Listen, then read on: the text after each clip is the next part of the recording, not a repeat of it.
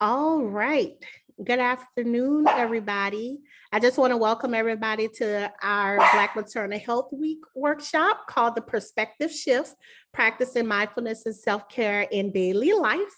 And so we really wanted this workshop to center caring for our mind, body, and spirit.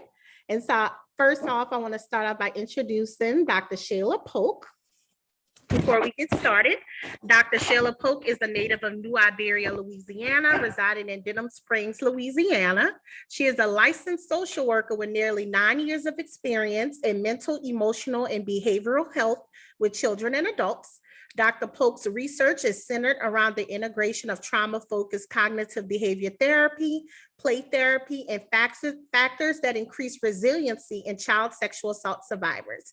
She is a strength-based and trauma-informed school social worker in Livingston Parish, where she integrates evidence-based practices and mindfulness techniques with students. Dr. Polk is also the co-owner of a coaching and consulting firm, The Space for Wellness, where she focuses on the relationship between social, emotional, mental, spiritual, physical, and financial wellness to help clients improve their overall well-being. So we just want to welcome Dr. Shayla Polk, and I will let you take it away from here. All righty. Good afternoon, everyone. So the first thing I want to say is I'm very thankful for this opportunity. I'm really excited, and it's an interactive workshop. So I would greatly appreciate if everyone that can is able to participate. And so we are just going to dive right in. And so you can just go ahead and get started. All right. So the first thing I want to share is the agenda. So we'll talk about what is mindfulness, and then we'll have some mindfulness tips. Then we are going to talk about overcoming perfection paralysis and give some tips on that. And then what is self-care, and then self-care tips. All right, so diving right in, we're going to start off with a little trivia quiz. All you have to do is put the information in the chat box. Next, it's going to be true or false. So I'm going to ask a question, and then you'll just say if it's true or false. So I'll be looking in the chat to see if we get some answers correct. All right, so next. All right, so the first question is, practicing mindfulness can have us in the moment more. True or false?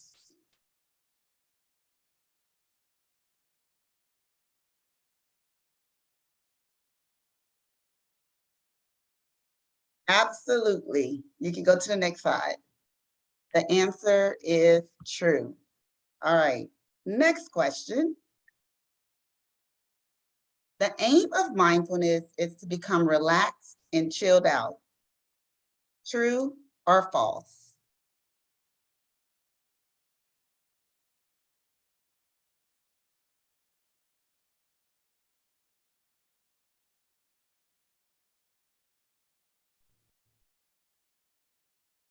All right, the answer to that would be false, because the aim for mindfulness is to observe the moment as it is, so to be present in the moment.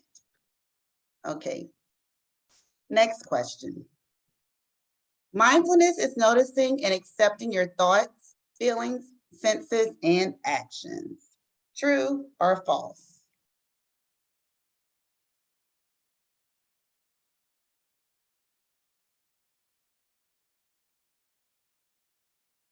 I think everyone got that one correct. Absolutely. The answer is true. Okay, so moving on, next topic. We have self-care equals physical, emotional, environmental, and spiritual well-being. True or false?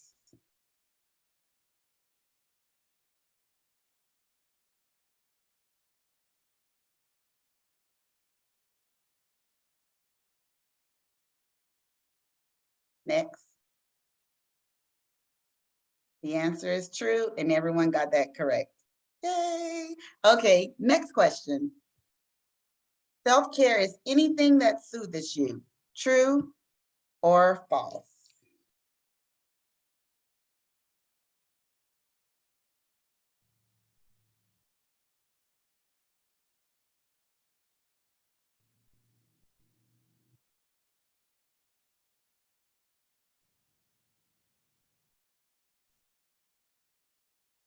All right, so that answer is false. It is not anything that soothes you. So basically, if you're going home every day after a stressful day and binge eating some ice cream and watching TV, that would not be considered self-care.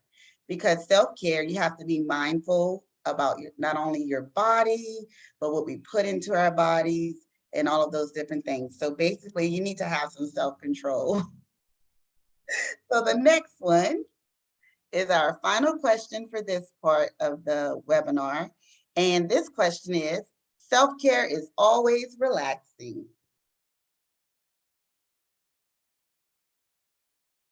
True or false? Let me see what y'all are putting in the chat.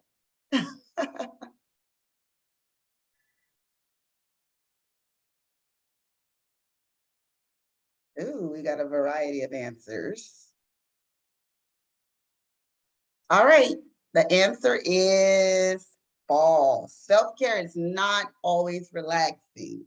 So this is why I'm going to say that, because sometimes we love to participate in social self-care. This is just an example. And someone may want you to go out every weekend to brunch, right? And you don't really want to, but they're your friend. And so you keep going and going and going, and you're stressing yourself out and you're frustrated, but you keep saying yes, and you're not actually taking care of yourself. So setting the boundaries around that friendship and around going out and doing the brunches, putting a limitation would be an example of self-care that's not actually soothing, but is also taking care of your mind and your body. All righty. Okay, so what is mindfulness? Is it a state of mind or not? Anybody that's not nervous, I would like for you guys to share me your definition of what is mindfulness before we move to the next slide. And you can either do that in the chat or you can actually unmute your mic and share it with us.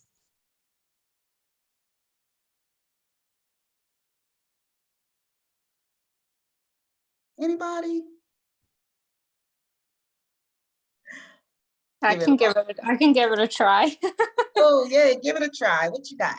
I guess I would say it's being like processing things and being present in the moment while like things around you are going on. So being like aware, but being able to process things as they're happening. Great definition. Thank you. All right, next slide. So the definition of mindfulness is the basic human ability to be fully present and aware of what's going on and what we're doing in that moment, not being overactive, not being reactive, not being overwhelmed by what's going on around us, but being centered and being grounded.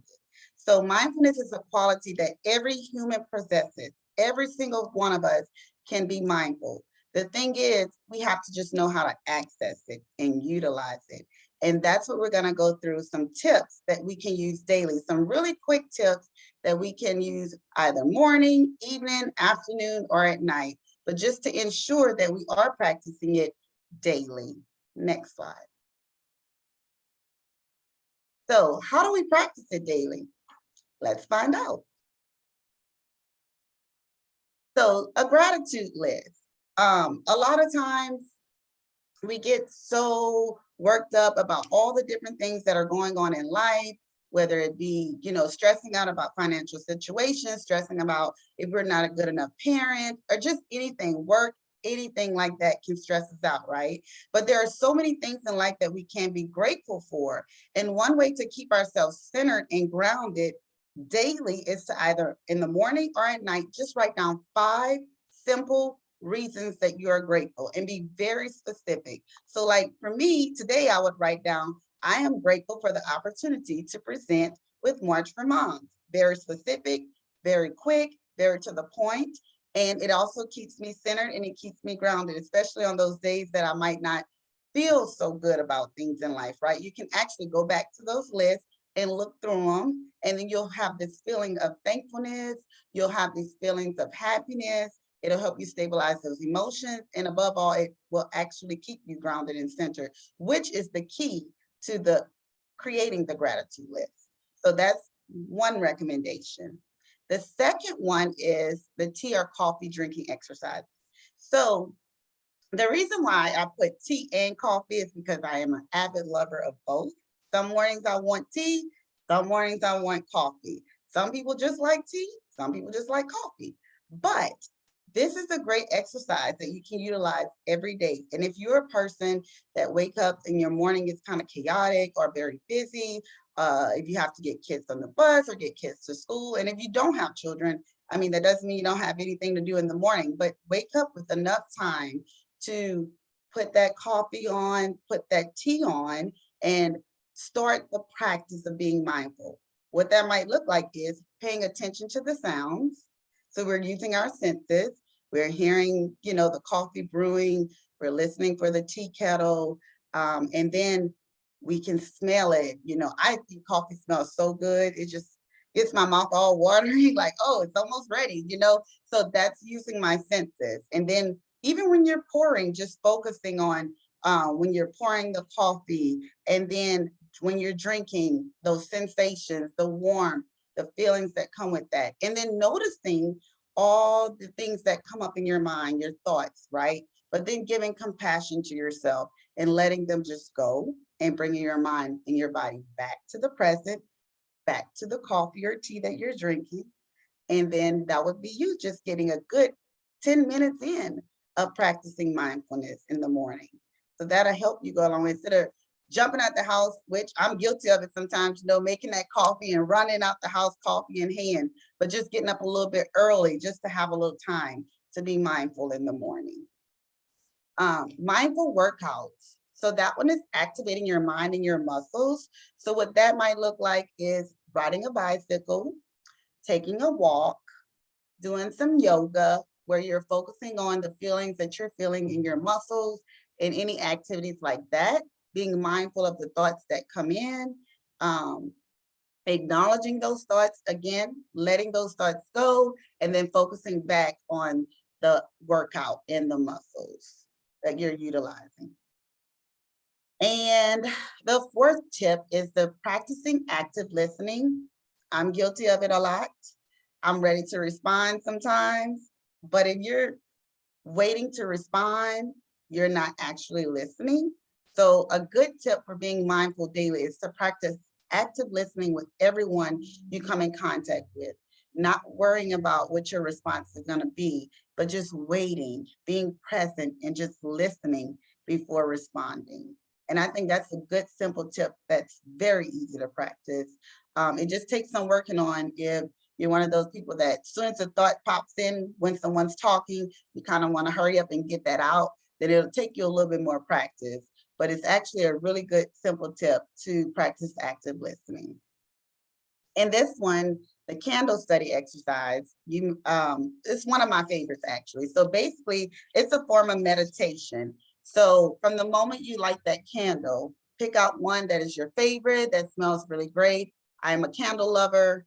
I have so many, it makes absolutely no sense, but I mean, I have options, right?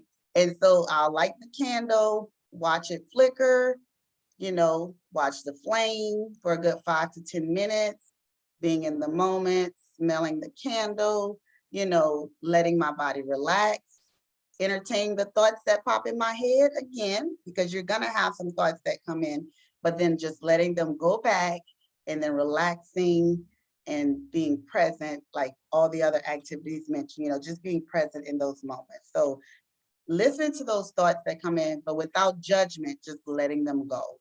And that could be a quick 5 to 10 minute exercise as well. So these were just 5 quick ways to practice them daily. Now, from the audience, I would like 1 or 2 people to share with me something that's not on this list that is a way to practice mindfulness daily. Whether in the chat or on the mic, it's up to you.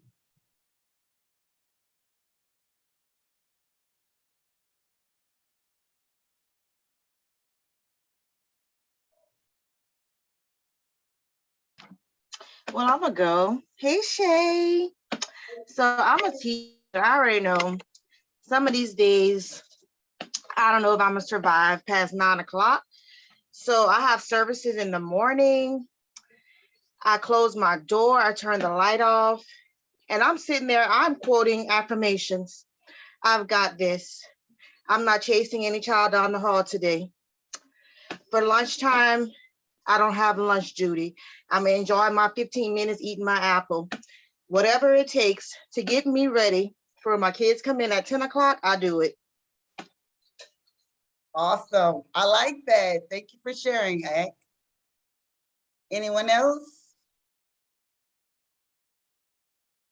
That's definitely regulating those emotions. And I can relate to that being a school social worker. I sometimes say, you know, let me take this little 10-minute break while I have it. And when I take that 10-minute break, I will write down my top 5 things I need to do today and the top 5 ways that I can be mentally stable to do those. Like that is something that I have to do to stay regulated in the school system because I do deal with a lot of behavior and it can be overwhelming and it can stress me out. And sometimes I have to just be mindful. And my ways of being mindful when working with the children is being mindful that, you know, environment plays a factor in some behavior, being mindful that this child is no different than the other child, being mindful that this student might have a diagnosis, and then using that moving forward when working with them. So I do have to practice that part daily. So I definitely relate and understand where you're coming from. And sometimes I do have to say, please email me instead of calling me. That way it'll give me some time to get back with you. Because I'll have 2 to 3 schools calling me like, hey, we need you right now. I have one kid that's doing this. And then the other school's like, I need you for this assessment. I'm like, oh, wait, can't be in 3 places at one time. Let's just bring it on down, one thing at a time, being in the moment. So thank you. All right, so we are ready for the next slide. All right, so we're switching topics just a little bit about overcoming perfection. And I thought it was important to add this in because sometimes we do get caught up in being perfectionists. Not everyone, but I have been guilty of it in the past. It is something that I struggled with for over half of my life, to be perfect, to make sure I did everything correctly. And when I didn't, I would be in a state of distress. I would be just stressed out. I can remember times where when things didn't go perfectly as planned, I felt like the whole world had just came tumbling down. But when I look back at it now, it really wasn't that bad. It was just me trying to be perfect. And the truth of the matter is, it doesn't exist. So it doesn't exist in parenting. It doesn't exist in our jobs. It doesn't exist in our daily life. Trying to be perfect is detrimental to our well-being. And so keeping that in mind, I just wanted to focus on that a little bit because I know that I come in contact with many people that are share with me things that they think that they can be better at, but they forget about the things that they are good at. And so we're just going to cover a little bit on that before we move to the next topic. So let's see. Next slide. All right, so acknowledging those feelings that, yeah, I might want to be perfect, but I am not perfect. Start by acknowledging the feelings. That is key. When we acknowledge the feeling, we can move to the next step. So the next step is practicing acceptance in a non-judgmental way towards yourself. The third step is trying those I am statements. I am open to change. I am open to not being perfect, right? And then incorporating gratitude, which if we utilize that gratitude list daily that we talked about, it will flip the script of self-criticism. And then remembering every single day, you are perfectly imperfect. You're going to get up, we're going to try it again. There are going to be lessons in life that we are going to learn. And then we don't have to hold ourselves to that standard of perfectionism that actually does not exist. And by doing so, we'll be more emotionally stable, more mentally stable, and overall well. So that is very, very, very important, which leads me to the next topic. Self-care. We are hearing a lot about self-care nowadays. I literally just attended a seminar a couple of weeks ago on self-care. And I did take a few tips from that to add into this webinar because it opened my eyes to a few things that I was practicing as self-care that's not actually self-care. And when I thought about it, I was like, that's absolutely correct. I can work in that area. So the first thing I want to talk about is the definition. So according to the World Health Organization, self-care is the ability of individuals and families and communities to promote health, prevent disease, maintain health, and to cope with illness and disability with or without the support of a healthcare provider.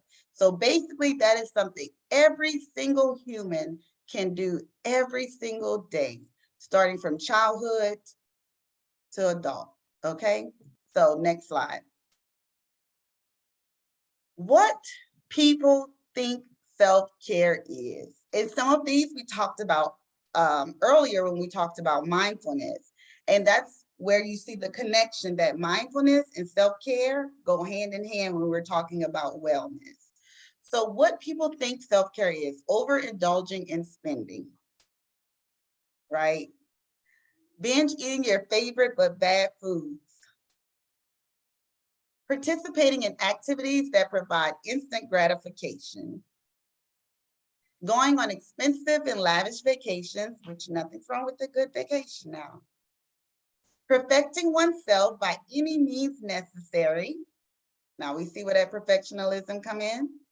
Numbing bad feelings using alcohol or illicit substances, and then binge watching TV. So this is what hit me in the gut a few weeks ago. The lady said at the seminar that I was attending that self-care wasn't having a glass of wine. I was like, well, that's my self-care, right? And so I was like, well, that's my self-care. But then I realized something. I'm like, how often am I having a glass of wine? Is it too much? Is it every day after work? You know, if I'm having a glass of wine every day after work, that's not self-care. So I have been very mindful of how much glasses of wine I've been drinking, right? In fact, I probably only do it socially. So it's now to the point like I'm rarely having any alcohol. That's growth for me because that was my excuse. Like, one glass won't hurt me. This is self-care, but it really wasn't self-care. And then another one I hear is the binge watching television. That's a very common form of people saying that self-care. If you're binge watching television all day, all the time, and things are not getting done, then that wouldn't be considered self-care. But I am absolutely fine with a good day out of the month catching up on all my shows. So as well as many episodes as I can. That to me would be considered self-care. I don't watch much TV. And so when I do catch up, it would be a place where it makes me feel good in that moment. And I'm, you know, having a moment where I just needed that for myself. But then the next day I get up and I get back to like, it's not something that continues every day. The reason why I also talked about the expensive and lavish vacations, because I've been hearing a lot of that, like, everybody needs self-care, book this. But if you're having issues financially and you're struggling, that is not something you would want to do because you can do so many things for self-care that doesn't involve money. And so just another place where we would want to be mindful, you know, but we'll talk a little bit about that further on. So what self-care actually is prioritizing our physical, mental, and I would even add emotional health, adopting healthy lifestyle habits that can be maintained long-term, eating a healthy diet, finding exercise activities that you enjoy and participating in them regularly, getting an adequate amount of sleep, taking time out for yourself to participate in activities that are healthy for you that you actually enjoy. So for me, I actually enjoy walking. Like I feel so good after I take like a 3-mile walk, right, around my neighborhood. But that might not be a thing for somebody. They might like riding bikes, you know. And so finding what works for you. When I feel stressed, sometimes I'll go out and take a little walk, but I also feel that it's important to do that daily. So when it's not raining and the weather's great, I'm going to be out there and I'm going to take a walk, right? So that is me practicing a healthy activity that I actually enjoy. So finding activities that work for you. And I know you guys have some activities. So again, it's time to interact. Please share with me or with us as a whole some different activities that you use daily. That's the key word for self-care. Little activities that you use daily for self-care. There are also some activities that you might use that, you know, you might do them like once or twice a month. And I'm okay with you sharing those as well. So let's hear it. What we have. I don't have a daily activity, but I do do weekly yoga. I find that to be helpful. I love yoga. It's been a minute. Who else? Ooh, reading in the morning before work. I like it.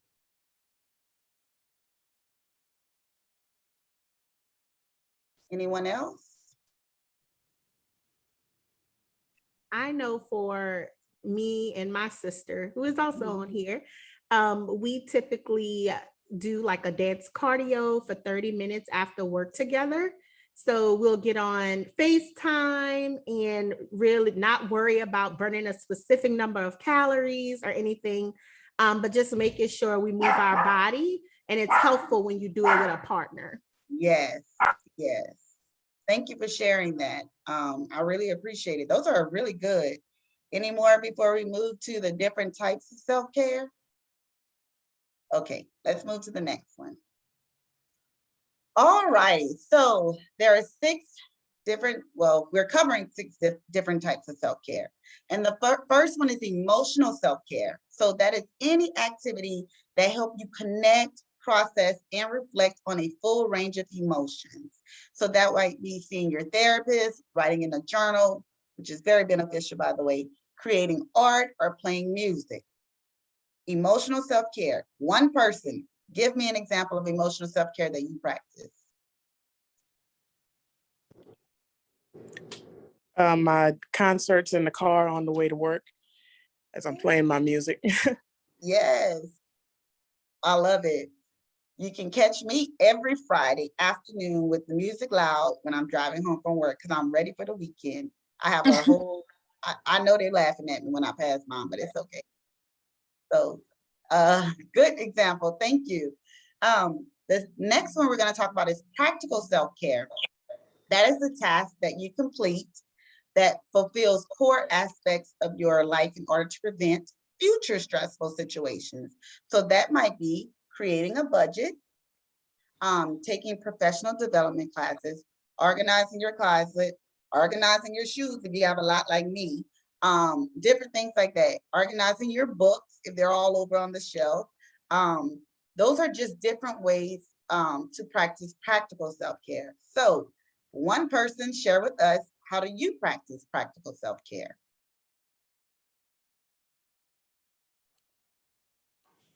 I'd say meal planning, not necessarily prepping, but just it helps me avoid being anxious during the week if I have things at least in my mind what I'm eating throughout. Great tip. Thank you. All right, let's see. Our next one is physical self-care. Activities that you do that improve the well-being of your physical health. So examples, taking a walk during your lunch break, sleeping 8 hours a day, and staying hydrated. Anyone want to share with us a physical self-care tip that they utilize?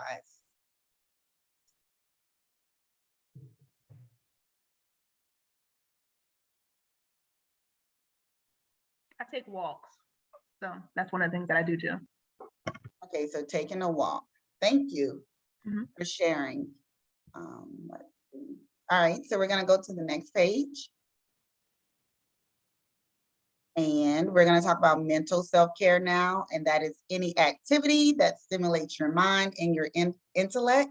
So reading a book, I saw someone mention earlier that they read books in the morning, solving a puzzle, playing chess, going to museums. That's actually one of my favorites. Art shows, another one of my favorites. But those are the things that stimulate your mind and your intellect. So one person, please share with us an activity that you would recommend that we do to help us stimulate our minds?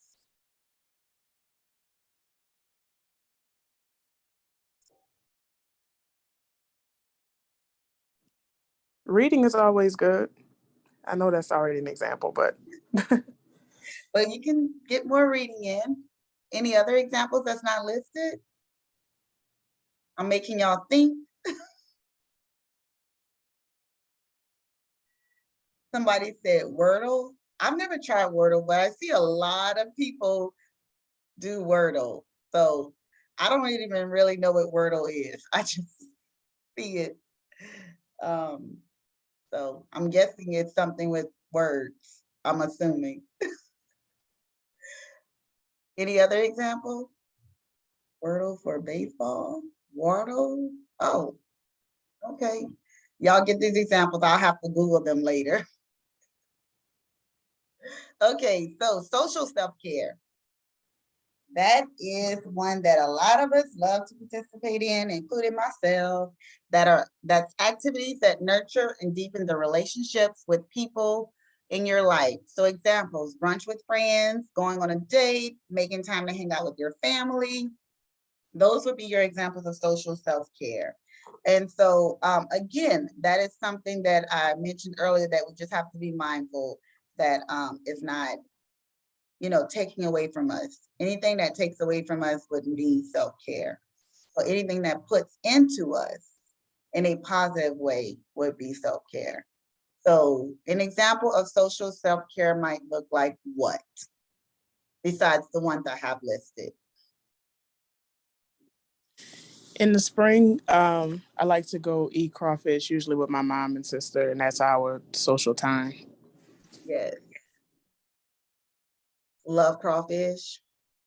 That's a good one. So that sounds like a little date with mom, getting some time in, making time to hang out with family. Thank you for sharing.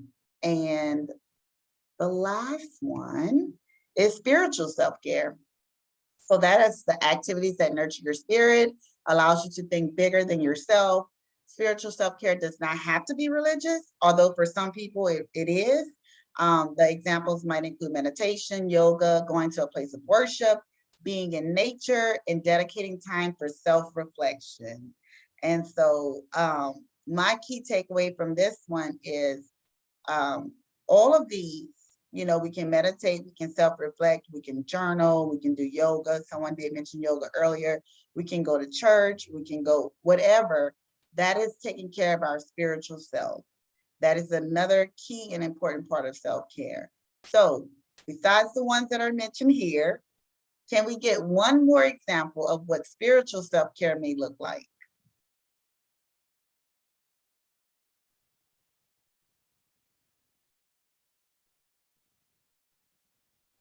I'd say being in nature. I think like sometimes like being mindful and respectful of your surroundings and like enjoying our environment can be kind of nice. Yes, absolutely. Thank you. That is actually one that I had on there and then I took it off and I'm so glad you said it. I just had so much space in the circle. I was like, what can I fit into this circle? So I'm so glad you shared that one. That's a perfect example. Being with nature is definitely one of those that we can utilize for spiritual self-care.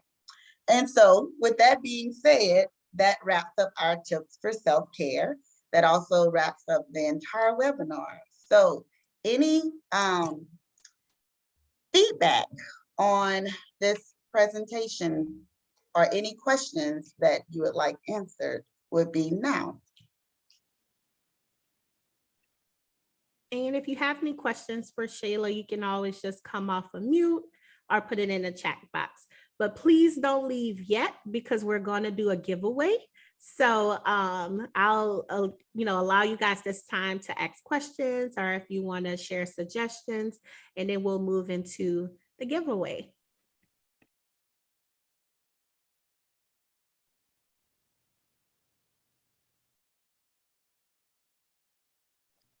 I thought it was a great presentation. I think a lot of times, especially nowadays, all of these terms are interchangeable. And so it's nice to kind of hear you say what's self-care and what's not, because in my mind, a lot of this is like overlaps. So that was good to learn. Thank you. Thank you, Dana and LaShantlin.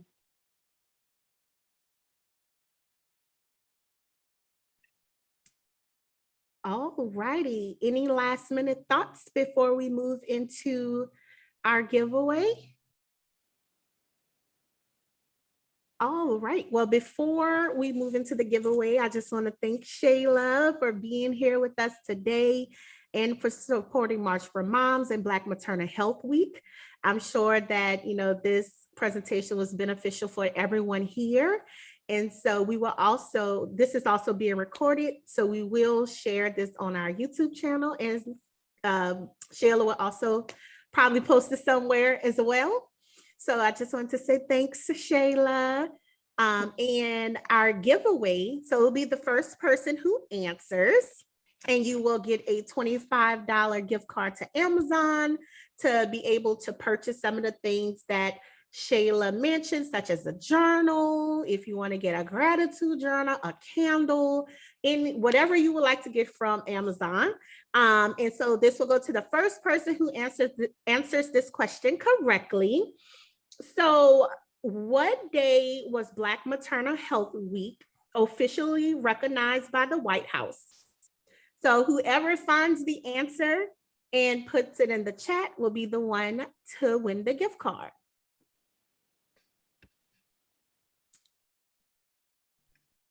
And I am not monitoring the chat, Shayla, so I I'm will looking text at it. you what the answer is, and you can tell me who was the first person.